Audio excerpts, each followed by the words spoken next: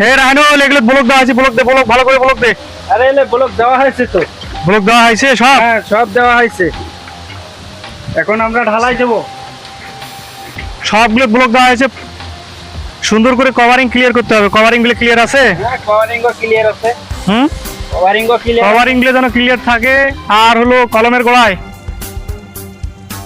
গোড়ায় সুন্দর করে ভোলা মারতে হবে। এই যে এগুলো পরিষ্কার করতে হবে, আমরা এগুলো পরিষ্কার করতে হবে, সুন্দর করে পরিষ্কার করে এগুলো ভোলা মারতে হবে। কাজ যেন সম্পূর্ণ 100 কাজ হয়। আর হুজুর কি অবস্থা? ব্লক দিতে দিতে হুড়ি গাড়ি গেল। আমাদের ঢালাই এখনো শুরু হবে। অবশ্যই আপনারা কাজ করার সময় একটা জিনিস খেয়াল রাখবেন, আপনারা রড বার্নিং এর পর যেটা মূল বিষয় সেটা কভারিং। হ্যাঁ, এই কভারিং অবশ্যই আপনারা ক্লিয়ার রাখবেন। আপনার প্রত্যেকটা বিমে যেন কভারিং সুন্দর করে ব্যবহার করা হয়, ব্লক সুন্দর করে ব্যবহার করা হয়, তাহলে দেখবেন যে আপনাদের ঢালাইয়ের মান, গুণগত মান ভালো থাকবে। অবশ্যই গুরুত্বপূর্ণ বিষয় কিন্তু এই কভারিং।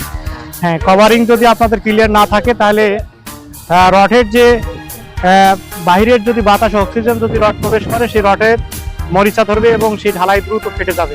অবশ্যই সেই জিনিসটা আপনারা খেয়াল রাখবেন এবং ঢালাই করার আগে সর্বপ্রথম যে কাজগুলো এটা অবশ্যই করবেন। তাহলে দেখবেন যে আপনার কাজের গুণগত মান ভালো হবে এবং এই অনুযায়ী কাজ করার চেষ্টা করবেন। এটাই বাস্তবতা। অবশ্যই সবাই ভালো থাকবেন, সুস্থ থাকবেন। সবার সুস্বাস্থ্য মঙ্গল কামনা করে আজকের মতো এখানেই সমাপ্তি ঘোষণা করছি। ধন্যবাদ। আসসালাম।